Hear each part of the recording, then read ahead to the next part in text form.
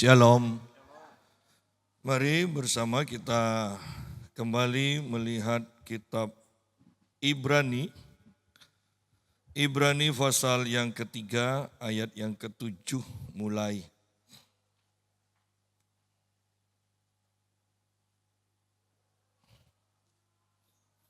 Ibrani pasal yang ketiga ayat yang ketujuh mulai. Sebab itu seperti yang dikatakan Roh Kudus pada hari ini, jika kamu mendengar suaranya, janganlah keraskan hatimu, seperti dalam kegeraman pada waktu pencobaan di padang gurun, di mana nenek moyangmu mencobai aku dengan jalan menguji aku, sekalipun mereka melihat perbuatan-perbuatanku 40 tahun lamanya. Itulah sebabnya aku murka kepada angkatan itu dan berkata, selalu mereka sesat hati dan mereka tidak mengenal jalanku. Sehingga aku bersumpah dalam murkaku, mereka tak akan masuk ke tempat perhentianku. Kita berhenti sampai sini dulu. Ayat yang ketujuh ini ayat yang sangat penting karena sering kali ayat ini diulang. Ya, ayat yang ketujuh, ayat 15 itu sama. Bahkan pasal yang keempat pun ya di ayat yang ketujuh itu juga sama. Berarti ayat ini sangat penting, perlu perhatian kita semua. Dikatakan pada hari ini jika kamu mendengar suaranya, janganlah keraskan hatimu. Kalau kita perhatikan ayat ini, dan kita koreksi diri kita, bukankah setiap hari Tuhan pasti berbicara kepada kita? Seringkali orang mengatakan, enggak, saya tidak mendengar suara Tuhan. Yang paling alami kita mendengar suara Tuhan, biasanya ketika istilah kita digerakkan. Digerakkan atau tergerak, diingatkan. Nah, ya, diingatkan, loh kok tiba-tiba ingat orang ini. Apakah orang ini punya beras atau enggak? Nah, ya. Tetapi seringkali kita menganggap ini adalah hanya sekedar pikiran. Padahal sebenarnya kemungkinan besar itu adalah Tuhan yang sedang berbicara pada kita. Nah, bayangkan kalau kita itu diingatkan, digerakkan, dan kita tidak menghiraukan. Bukankah itu namanya yang disebut mengeraskan hati? Seringkali kita digerakkan untuk memberi, tetapi kemudian ada pikiran lain yang berkata, tapi uangku tinggal sedikit, aku masih ada keperluan yang lain. Dan kemudian kita tidak jadi memberi.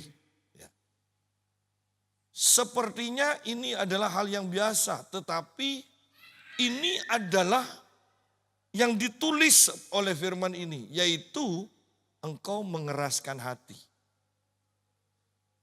Bayangkan kalau setiap hari Tuhan berbicara secara alami, saya berikan tanda kutip secara alami. Dan kita mengeraskan hati. Sehari, tambah sehari, tambah sehari, tambah sehari. Bukankah kemudian kita sampai dalam level kita itu bahkan tidak percaya bahwa Tuhan berbicara hari ini. Kita bahkan sampai dalam level ketika orang berkata, aku mendengar Tuhan berbicara, kita tidak akan percaya. Kenapa? Karena hati kita sudah sangat keras, bukan hanya sekedar keras, sangat keras. Bayangkan kalau setiap hari Tuhan berbicara dan setiap hari kita mengeraskan hati kita. Kalau 1 tahun, bagaimana kerasnya? Ya. Kalau 10 tahun, bagaimana kerasnya? Dan kita menemui orang-orang Kristen yang aneh. Kenapa? Bertahun-tahun Tuhan berbicara dan dia tidak mau mendengarkan. Sehingga saya mau katakan, orang ini akan menjadi orang Kristen yang aneh. Orang yang semaunya sendiri. Orang yang tidak menyenangkan. Oleh karena itu, di sini dikatakan kembali kita perhatikan.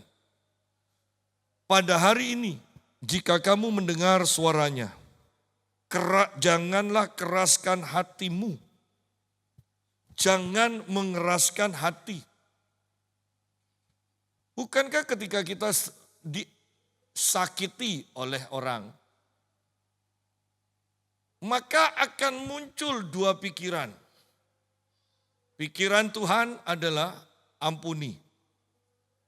Pikiran daging atau pikiran roh jahat akan berkata, kok enak orang kamu tidak salah. Jangan diampuni. Ya. Nah, kalau sudah seperti ini, yang mana kita turuti? Ketika kita menurut, saya tidak mau mengampuni, kok enak. Di sanalah hati Anda itu dikeraskan. Ya. Banyak hal berarti kan? Soal pengampunan, soal pagi dibangunkan Tuhan untuk berdoa. Kita bukannya berdoa, kita mengatakan, sudah tidur aja dulu. Ya. Ketika kita melakukan kesalahan, Tuhan berbicara pada kita, menegur kita. Kemudian daging atau roh jahat berkata, alah orang lain juga melakukan kok. Tidak apa-apa. Di sini kita lihat contoh-contoh yang saya sebutkan. Bukankah ini hal-hal yang biasa yang terjadi di kebanyakan kehidupan kita? Dan kita menganggap hal yang remeh ketika kita tidak mentaati pimpinan Roh Kudus, suara Roh Kudus yang begitu lembut ini. Sehingga kita kemudian sampai dalam level kita tidak percaya Tuhan berbicara. Padahal sebenarnya hati kita yang sudah sangat keras. Ya. Bukan saja tidak mendengar suara Tuhan lagi, tetapi tidak percaya bahwa Tuhan berbicara. Ya.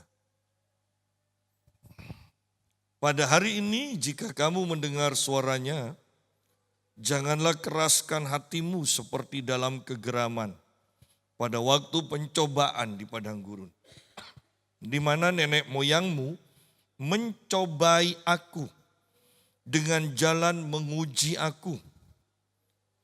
Sekalipun mereka melihat perbuatan-perbuatanku 40 tahun lamanya.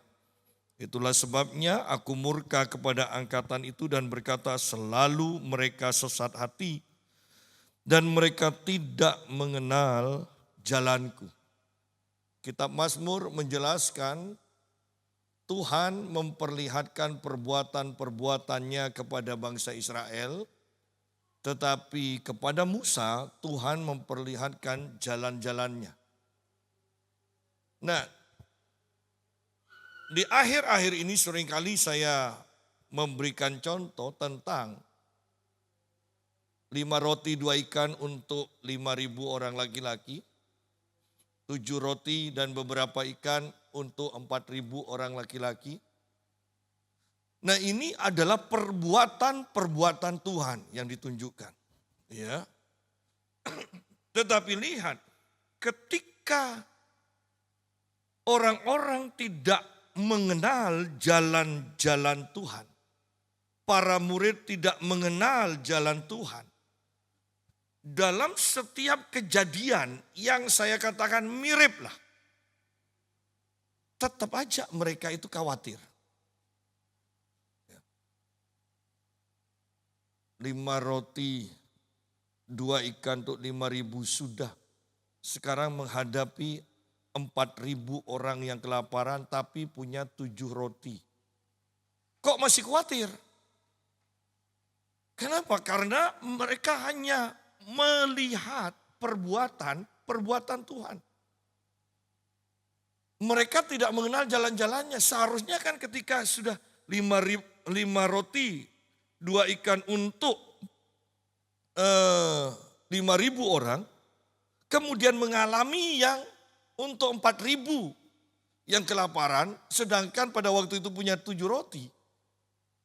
Kalau kita kenal jalan Tuhan, bukankah kita akan mengatakan, tenang, seperti dulu Tuhan Yesus melakukan mujizat, sebentar lagi pasti Tuhan Yesus melakukan mujizat.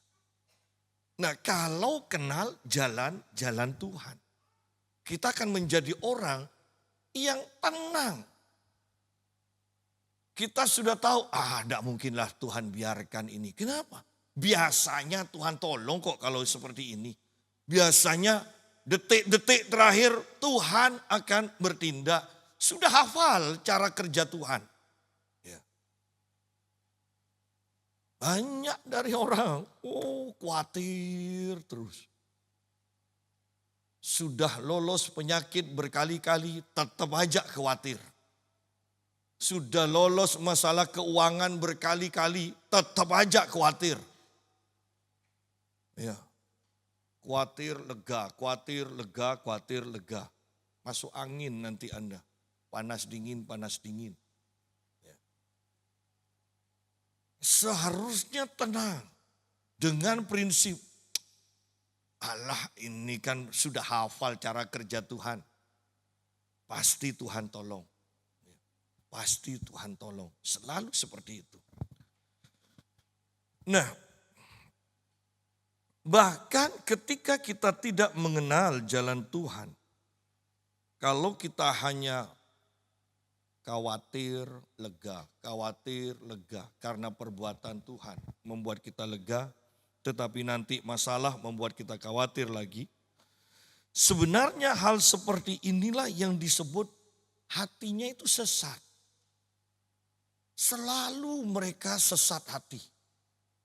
Loh kalau tidak sesat kan tidak mungkin khawatir ketika menghadapi masalah yang saya katakan samalah, mungkin hanya kapasitasnya aja, ya. Tingkatnya saja yang berbeda. Jadi ketika kita terus-menerus seperti itu, Tuhan katakan selalu mereka sesat hati. Kenapa?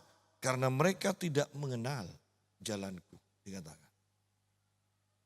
Tidak mengenal jalanku. Seorang anak itu ketika punya keinginan dan sebelum disampaikan permintaannya kepada orang tuanya, apakah papa atau mama, mereka sudah tahu kok jawabannya. Permintaan ini enggak, papaku enggak mungkin senang. Enggak mungkin dikasih. Nah mereka sudah tahu. Ini mengenal jalan-jalan pikiran dari papanya. Tetapi karena banyak dari kita yang licik. Oh papaku dan sudahlah minta ke mama aja. Nah. Kenapa? Karena sudah kenal. Kenal jalan pikiran papanya, kenal jalan pikiran mamanya. Jadi kira-kira, oh kalau papa pasti nolak, minta ke mama aja. Atau sebaliknya. Sehingga kita akan sampai dalam taraf di mana Yesus pun berkata, minta apa saja, maka semua akan diberi. Itu berbicara apa? Orang yang mengenal jalan-jalan Tuhan. Sudah tahu, tidak sesuai dengan jalan Tuhan, tidak sesuai dengan pikiran Tuhan, tidak mungkin dikasih, tidak mungkin minta. Tapi ketika tahu, oh ini berkenan. Pasti ketika kita minta dengan keyakinan iman dan Tuhan pasti memberi. Sebenarnya intinya mengenal pikiran Tuhan, mengenal jalan-jalannya Tuhan. Ya, itu saja. Banyak orang yang tidak mau belajar tentang jalan-jalan Tuhan.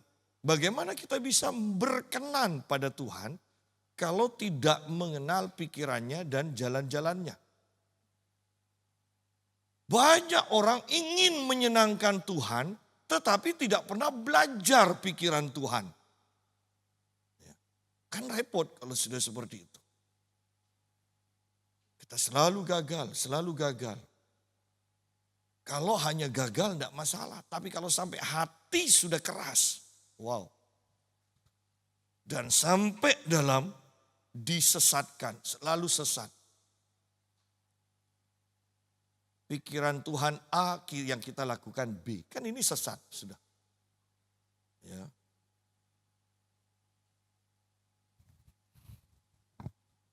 Ayat 11, sehingga aku bersumpah dalam murkaku, mereka tak akan masuk ke tempat perhentianku. Nah,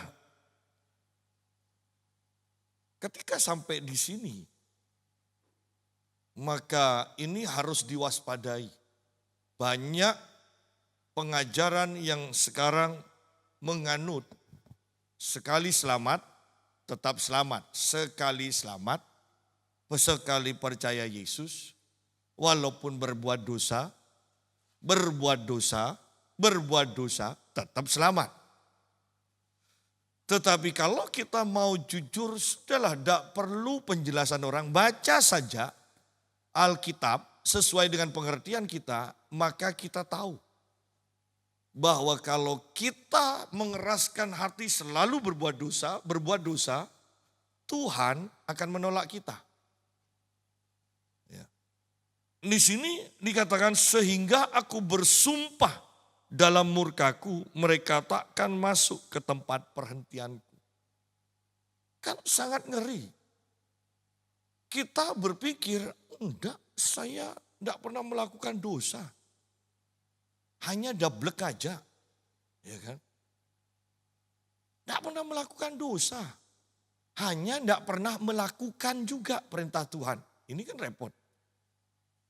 Tidak melakukan dosa, tapi tidak melakukan kebenaran yang merupakan perintah Tuhan.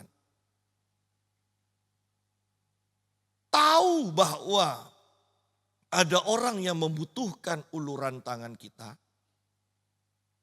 tetapi kita diam saja. Sedangkan kitab Yakobus berkata, barang siapa yang tahu untuk berbuat baik tetapi tidak melakukannya, maka orang itu berdosa. Iya, kita tidak melakukan dosa, tapi kita tidak melakukan hal yang baik yang kita ketahui. Itu sama aja dengan dosa. Ya.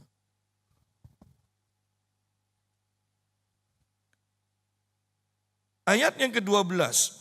Waspadalah hai saudara-saudara supaya di antara kamu jangan terdapat seorang yang hatinya jahat dan yang tidak percaya oleh karena ia murtad dari Allah yang hidup.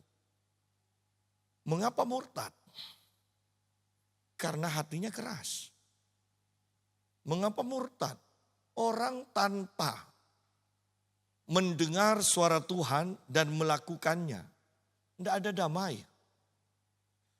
Oleh karena itu, orang-orang Kristen yang murtad, kemudian setelah pindah agama atau mereka mengatakan, saya mendengar ini kok merasa damai. Ya. Itu karena ketika mereka dulu-dulunya mendengar suara Tuhan, tidak pernah melakukannya. Seandainya ketika kita mendengar suara Tuhan dan kita melakukannya, selalu ada damai di dalam hati kita. Ketika kau menolak untuk melakukannya, tidak ada damai. Bahkan hatimu resah. Hatimu merasa bersalah. Hatimu merasa tertuduh. Oleh karena itu hati-hati.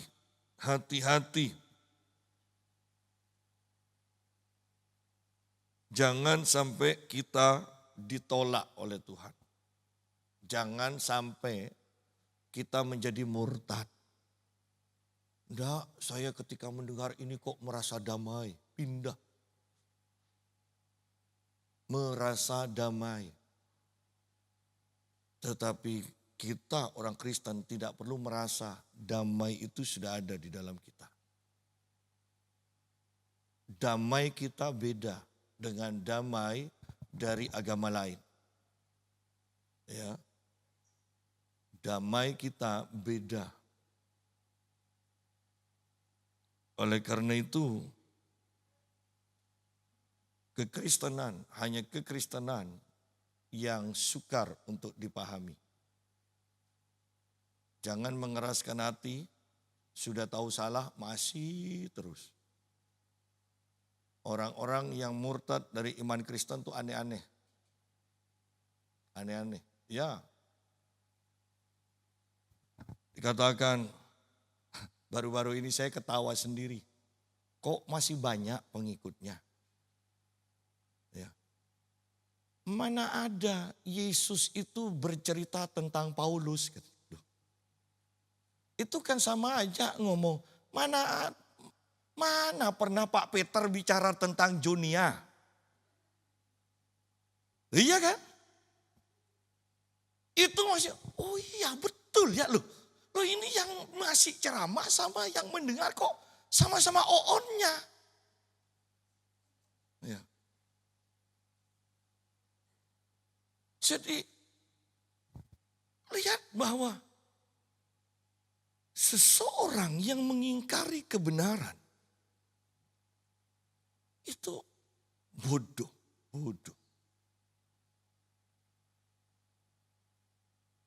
Perempuan-perempuan kalau Kristen pindah, bodoh. Kenapa? Anda kalau jadi Kristen, otakmu penuh. Kalau pindah ke agama sebelah, perempuan tuh otaknya separuh katanya. Iya kan? Kan bodoh. Sudah enak-enak otaknya penuh satu, kok bisa milih jadi separuh? Repotnya kalau orang bodoh itu merasa pinter. Orang pinter tidak perlu merasa, tetap pinter. Ya.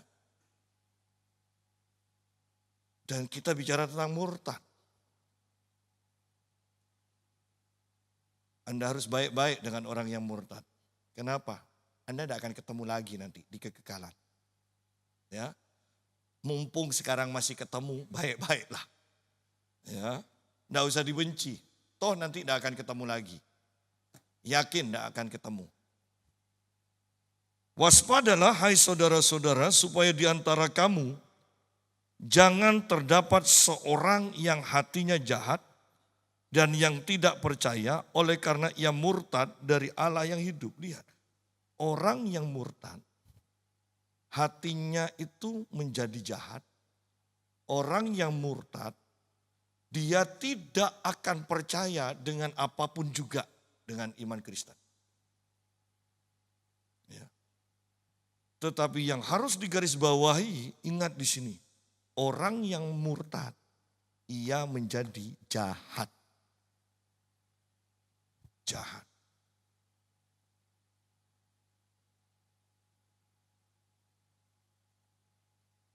Setiap orang pasti tidak suka untuk dikatakan jahat. Tetapi inilah kenyataannya, firman Tuhan ya dan amin. Tidak mungkin salah. Waspadalah, hai saudara-saudara, supaya di antara kamu jangan terdapat seorang yang hatinya jahat dan yang tidak percaya oleh karena ia murtad dari Allah yang hidup. Sederhananya, waspadalah supaya jangan murtad. Kalau murtad, engkau akan punya hati yang jahat. Kalau murtad, engkau tidak akan percaya lagi kepada imanmu yang dulu engkau percaya.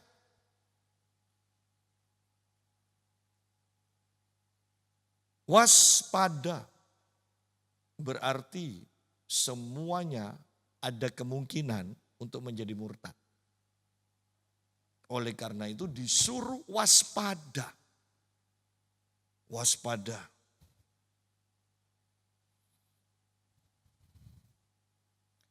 Tetapi nasihatilah seorang akan yang lain setiap hari, selama masih dapat dikatakan hari ini, supaya jangan ada di antara kamu yang menjadi tegar hatinya karena tipu daya dosa. Kalau ada saudara kita yang melakukan kesalahan, tegur, tanya setiap hari di sini, jangan tunggu hari esok. Tanya, kenapa? Kalau tidak ada yang menegur, maka kita itu masuk ke dalam tipu muslihat iblis. Di sini dikatakan tipu daya dosa atau menjadi tegar hatinya. Misalnya apa?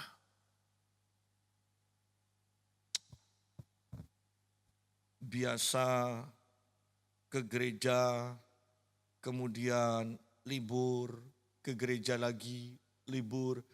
Kalau tidak ada yang tanya, tidak ada yang negor, orang ini akan masuk dalam tipu daya dosa. Apa tipu daya dosa? Orang lain juga melakukan kok. Bahkan mending saya sebulan 2 kali. Ada orang yang hanya sebulan 1 kali. Nah, itu kan tipu daya. Menganggap diri kita benar walaupun kita salah. Ya. Berdoa, Allah, wajarlah berdoanya 2 menit. Toh bukan pendeta. Coba tanya ke yang lain-lain. Itu tipu daya. Seseorang harus menegur selama bisa dikatakan hari ini supaya dia itu bertobat. Kalau tidak, maka orang itu akan keras hatinya. Ya. Banyak hal yang sangat sederhana yang sebenarnya itu kita sudah termakan dengan tipu daya. Kita menjadi tegar.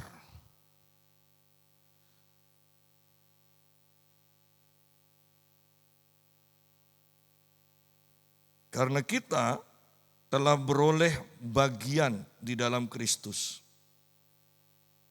Asal saja kita teguh berpegang sampai kepada akhirnya pada keyakinan iman kita yang semula. Kalau berhenti di tengah jalan, semua janji-janji Tuhan batal bagi kita. Janji keselamatan pun batal. Sekarang sukar kita menemukan orang atau gereja yang berpegang teguh pada kebenaran. Kita menemukan banyak kompromi. Banyak kompromi.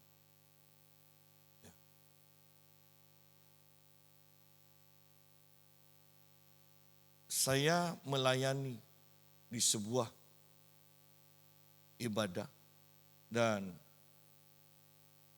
ketika saya berbicara dengan seseorang sebelum melayani di tempat ibadah itu, ada yang berkata ketika saya berbicara tentang kekudusan, ya, dikata, loh Pak, itu pemimpinnya kawin 4 kali loh. Itu kan mengganggu saya untuk sampaikan atau enggak kalau sudah tahu seperti itu kan. Padahal saya mau menyampaikan tentang Yesus menyucikan bait Allah. Begitu kan repot. Itu butuh pergumulan. Tetapi lihat di sini bahwa gereja itu penuh kompromi. Bayangkan kawin cerai 4 kali tapi pengikutnya masih banyak. Bayangkan satu PD di mana ya persekutuan doa dipimpin oleh seorang wanita. Itu jemaat yang mengikuti PD-nya itu 500 orang. Kemudian ibu ini mendengar suara Tuhan. Ya. Jadi WL-nya itu kata Tuhan, istrinya itu bukan pasangan yang dari Tuhan. Jadi disuruh cerai. Setelah cerai, suara Tuhan berkata lagi. Bahwa WL-nya itu harus kawin sama dia. Dan akhirnya kawin juga. Ya. Sudah seperti itu. Walaupun memang rontok ya. Dari 500 jadi sekitar 150. Tapi bayangkan 150 itu kan masih banyak. Sudah tahu seperti itu masih diikuti. Berarti kan kehidupan banyak orang sekarang ini penuh dengan kompromi. Tidak berdiri di atas ya, tidak, di atas tidak. Ya. Padahal betapa kudusnya kita, betapa sucinya kita dituntut oleh Tuhan kan. Sangat ngeri. Zaman sekarang Anda hidup kudus. Kudus sesuai dengan firman Tuhan. Anda akan dianggap aneh loh. Kalau Anda belum dianggap aneh. Sampai kemudian mengalami aniaya karena beribadah.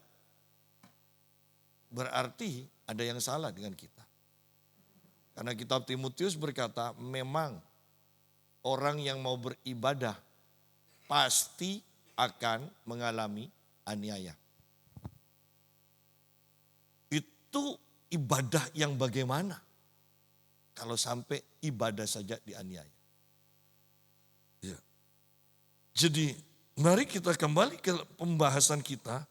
Karena kita telah beroleh bagian di dalam Kristus.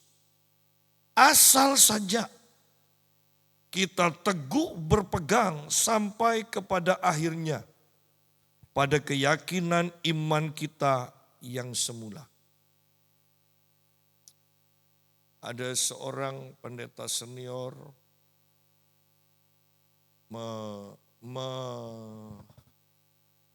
anggaplah mewawancarai supaya gampang di gerejanya kepada seorang yang terkenal lah.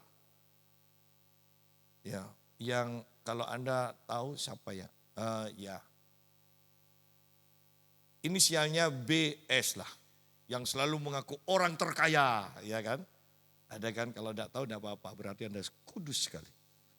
Nah. Dan orang ini ketika diwawancarai hanya berkata begini. Pada waktu saya percaya Yesus, saya langsung menjadi sangat kaya. Orang tepuk tangan semua. Ini kan bahaya. Seharusnya kan diberitahu kan. Prosesnya bagaimana? Prosesnya bagaimana? Itu sama aja kan dengan mengatakan Yusuf mendapatkan mimpi dan setelah Yusuf percaya mimpi itu dia menjadi orang kedua setelah Firaun. Itu kalau tidak diceritakan prosesnya kan bahaya kan. Berapa tahun kan 13 tahun itu untuk mimpi itu terjadi. Bukan 13, 17 tahun. Oh iya 13 tahun. 13 tahun baru terjadi. Ya. Daud diurapi untuk menjadi raja. Ketika dia umur 17-an tahun. Tetapi dia menjadi raja setelah 14 tahun. Yang bahaya dalam kekristenan sekarang adalah ketika kita menghilangkan proses dalam kesaksian. Ya. Sehingga orang banyak kecili ketika nanti, loh, katanya ikut Yesus langsung berubah jadi kaya. Ya. Mereka akan kecewa. Sampaikan kebenaran apa adanya. Ya. Saya melayani 2 hari di Surabaya, Senin, Selasa. Dan istri saya berkata begini, khotbahnya kamu kok keras sekarang. Ya, saya bilang itu kan dari Tuhan. Tapi di satu sisi istri saya berkata, khotbahnya kok keras. Di sisi yang lain, Pak Yusa, jadwal selanjutnya di Surabaya di mana? Ada teman-teman saya ini yang tadi malam ini mau ikut kalau Pak Yusa pelayanan di Surabaya. Kenapa? Sebenarnya orang itu tahu kok ajaran yang benar dan ajaran yang salah. Hanya kembali pada pembahasan kita. Mereka itu mengeraskan hati. Sudah tahu pendetanya salah. Tetap menghibur diri, enggak pendeta saya benar mungkin. Enggak ajaran benar, ajarannya benar. Sudah tahu salah. Ya. Ini yang disebut mengeraskan hati. Kalau terus menerus mengeraskan hati, ini akan sampai dalam level enggak bisa membedakan benar dan salah nanti. Ya. Ketika saya, istri saya dan Virgula di lift hotel, kebetulan ada seseorang juga yang mendengar kami bicara tentang perpuluhan. Dan orang ini nyeletuk sampai keluar dari lift, masih aja ngomong. Ya. Nah, banyak orang juga penuh kompromi akhirnya. Berapa banyak sekarang pertentangan demi pertentangan tentang perpuluhan. Sampai orang yang tidak kenal hanya ketemu di lift aja. Bisa keluar masih juga ngotot. Tidak perlu perpuluhan, yang penting seluruh hidup. Loh, saya bilang, lu bagaimana bisa 100% kalau yang 10 aja tidak ngasih. Kan? Oh iya, tapi kan tidak perlu dikasihkan ke gereja. Kan? Lu yang ke gereja orang perpuluhan aja tidak sampai 1 triliun aja kok repot. Ya. Saya bilang ke teman saya, kalau nanti perpuluhan kita itu 1 triliun, bolehlah jangan dikasihkan ke gereja kita semua. Iya kan kalau 1 triliun kan? Tapi kalau Anda ngasih perpuluhanmu 1 triliun masa mau ngasih? Oh iya kan? Saya balik bertanya kan? Karena memang orang semakin kaya itu semakin pelit loh. Ya. Banyak perhitungan. Ketika gaji 1 juta, perpuluhannya gampang ya. Alah hanya 100. Coba Anda kemudian dapat berkat pendapatanmu 5 miliar. Anda, kok banyak? Kemudian lu sudah tidak ngasih perpuluhan, hanya menghibur diri. Enggak, saya tidak kasih perpuluhan, tapi uang yang terbesar di dompet saya selalu kasih persembahan itu.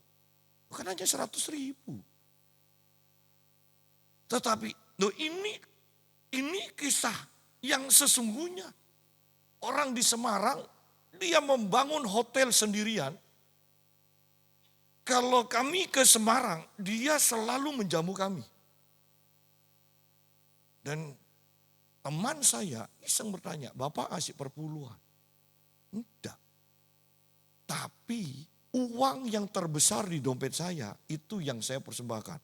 Dia merasa paling banyak. Padahal kan 100.000. Sedangkan dia membangun hotel tidak join dengan orang lain. Dia bangun sendiri. Di kota lama di Semarang itu. Perhatikan banyak orang yang sampai dalam taraf mengeraskan hati. Bahwa bahkan kemudian sampai dalam taraf yang salah dianggap benar. Ini kan lebih parah lagi. Ya. Hati-hati. Di akhir zaman jangan sampai cinta dunia. Cintailah Tuhan sehingga Anda akan mudah untuk mentaati Tuhan. Kenali jalan-jalannya. Saya kemarin melayani, berhubung yang dilayani tidak kenal jalan-jalan Tuhan. Jam 6 selesainya jam 10 malam. Masih ditanya, Pak mau apa enggak, ada keluarga saya di rumah sakit, doakan. Masa saya mau katakan, Tidak bisa. Ya sudah mau berangkat lagi. Ya. Khotbah 1 jam lebih sedikit. Doakan orang 2 jam lebih banyak.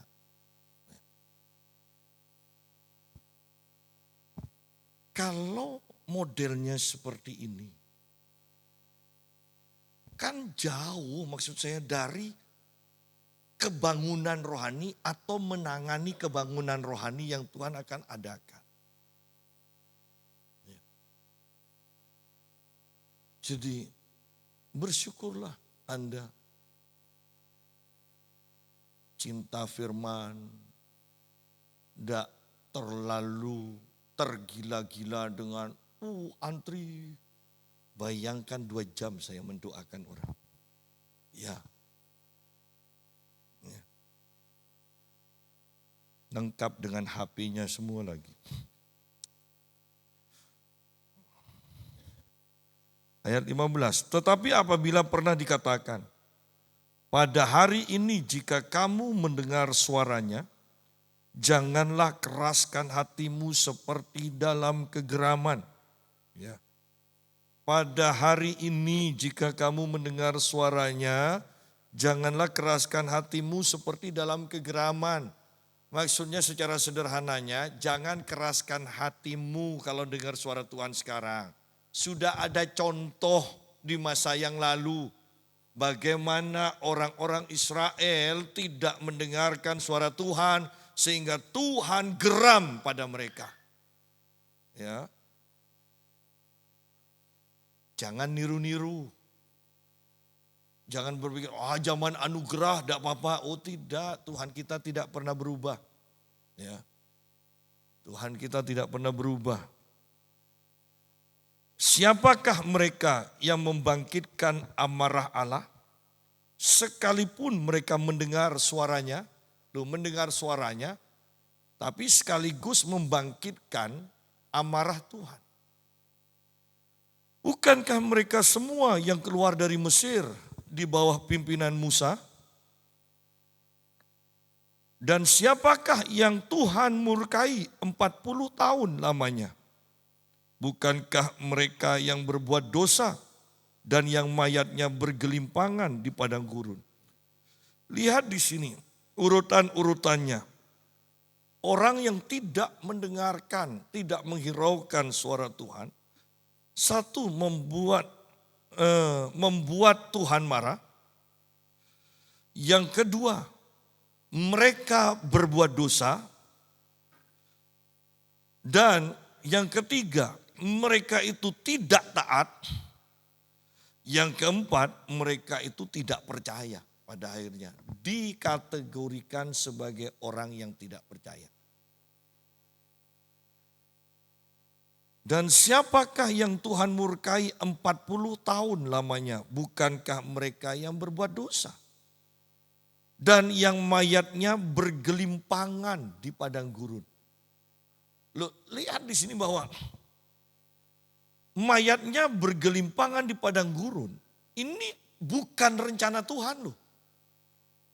Ini pilihan dari bangsa Israel. Rencana Tuhan adalah mereka masuk ke tanah perjanjian, mati dikubur di tanah perjanjian.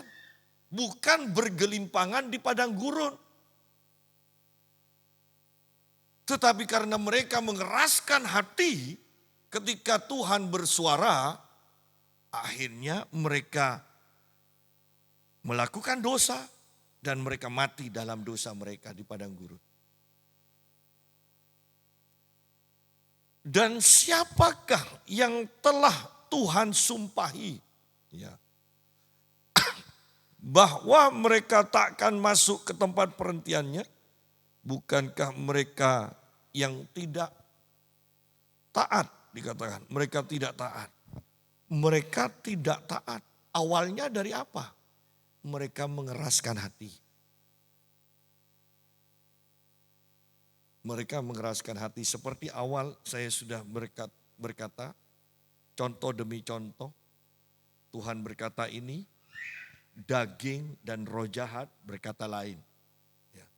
Ketika kita tidak mentaati suara Tuhan, Itu berarti kita mengeraskan hati.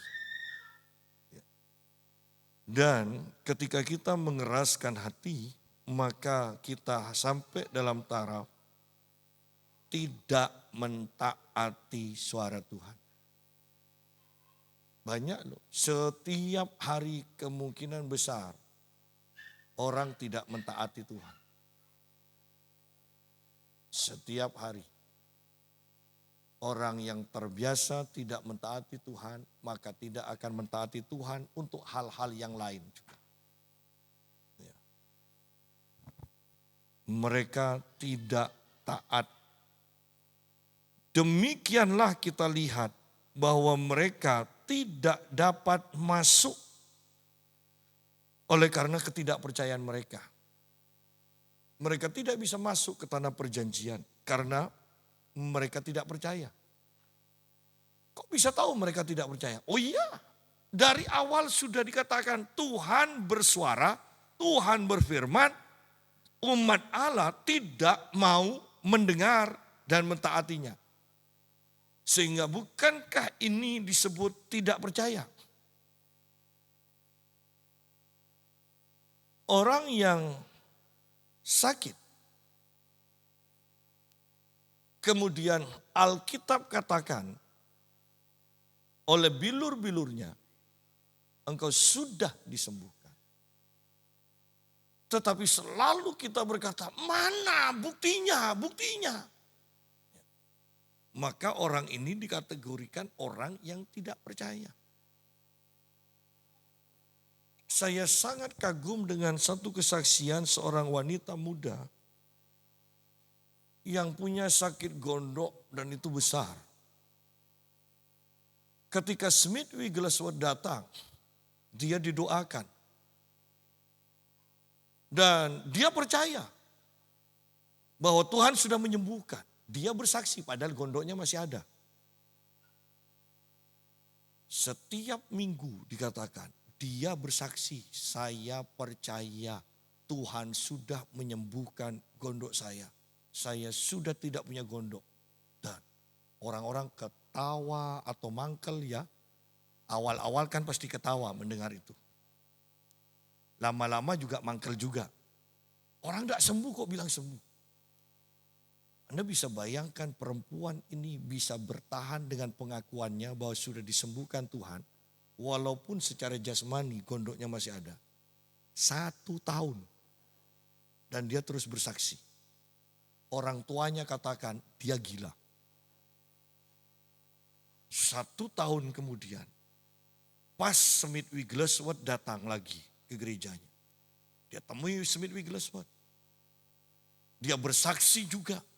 Saya sudah disembuhkan walaupun itu masih ada. Pas dia bersaksi pada waktu itu juga kemudian gondoknya hilang. Tetapi lihat dia bertahan untuk terus percaya firman Tuhan 1 tahun.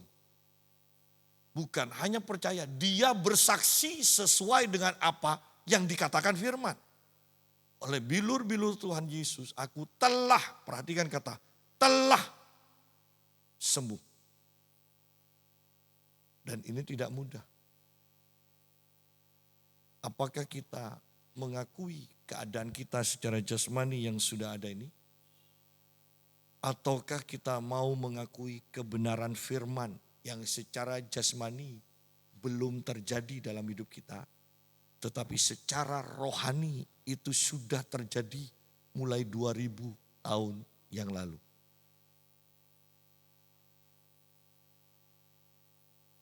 Belajar untuk mengerti kebenaran firman Tuhan.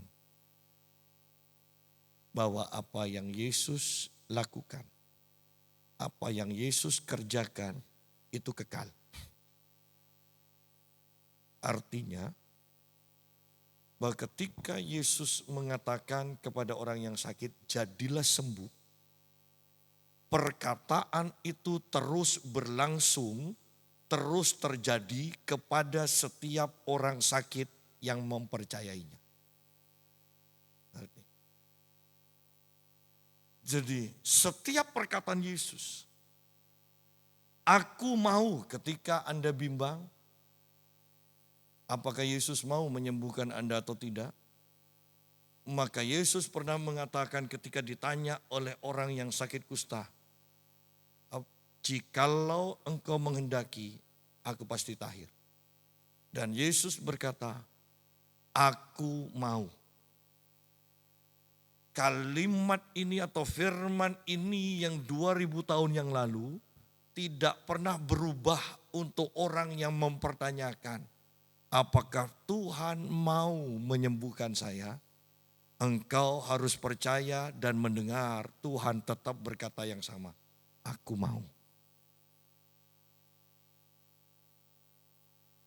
Tetapi sayangnya di akhir zaman ini kita menemukan banyak orang yang tidak percaya sebelum mereka melihat secara jasmani, mengalami secara jasmani.